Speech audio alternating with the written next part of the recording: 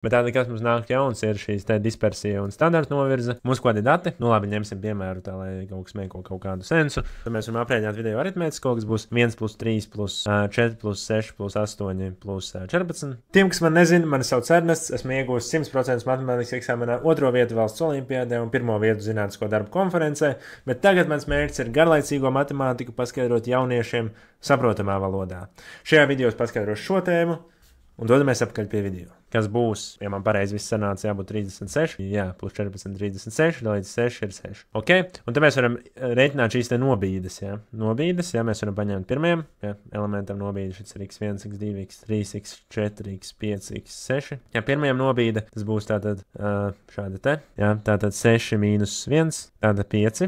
Mēs varam rēķināt arī otrajam nobīdi, mīnus x2, kas būs attiecīgi 6 mīnus 3, ir 3. Un tā mēs arī varam izrēķināt tālāk. 3, 4, 5, 6. Tātad tas būs tātad 2, 0, 2 un šādas te mums ir tās nobīdes. Un mēs varam aprēķināt vidējo, un šī tā saucās absolūtā nobīde vai absolūtā kļūda, absolūtā vai arī novirze. Ja tu esi ticis šitik tālu un tev tas likās noderīgi, tad būšu ļoti pateicīgs, ja tu uzspiedīsi pogu abonēt jeb subscribe, lai es varu turpināt palīdzēt tev uzlabot savas matemātikas zināšanas. Šī ir absolūtā novirze, un tad vidējā absolūtā novirze.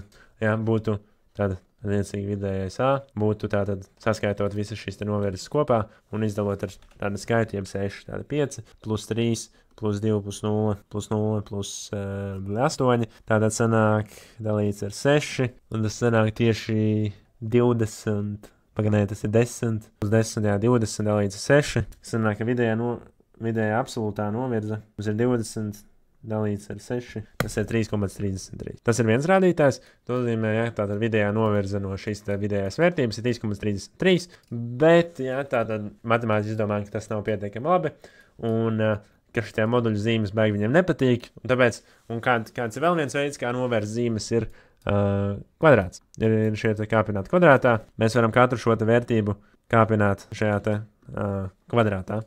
Katru šo te novirzi mēs varam kāpināt kvadrātā. Ok, saskaitīt un izdalīt ar n, un to sauc par dispersiju.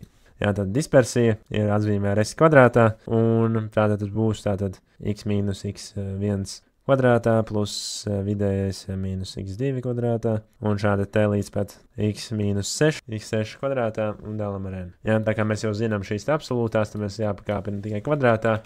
Sanāk būs tātad 25 plus 9 plus 4 plus 0 plus 4 plus 64 dalīts ar 6. Tātad tas mums būs tātad 25 plus 9 34, 38, 42, 40, 42. Un sanāk 106 dalīts ar 6. Tas būtu 17,67. Bam. Un tāda būtu šī te mūsu dispersija, un tad standarta novirze S būtu loģiski, kvadrāts sakne no S kvadrātā ir S, un mēs sanām kvadrāts sakne no 17,67, ja mēs izvēlkam kvadrāts sakne, mēs dabūjam aptuveni 4,20. Šāda te. Un kādas tad būtu šīs te formulas, ja mēs to varētu ielikt tādā formulu veidā, es neatceros, vai tos ierakstīju iepriekš, bet tātad, lai mēs šo smuki pierakstītu tādā formulu veidā, ir izdomāta speciāla darbība, kas ir tāda šīs te summas operators. Vai tu zināji, ka es tieši šim video esmu uztaisījis treniņu uzdevumus un atrisinājumus? Ej uz school.com/matemātika un pievienojies pilnīgi bez maksas un iegūsti īsts video treniņu uzdevumus un atrisinājumus par visām tēmām, sākot no 7. klases līdz pat vidusskolai. Iespējams, nākotnē būs arī citām klasēm, bet dodies uz school.com/matemātika vai pirmais links aprakstā.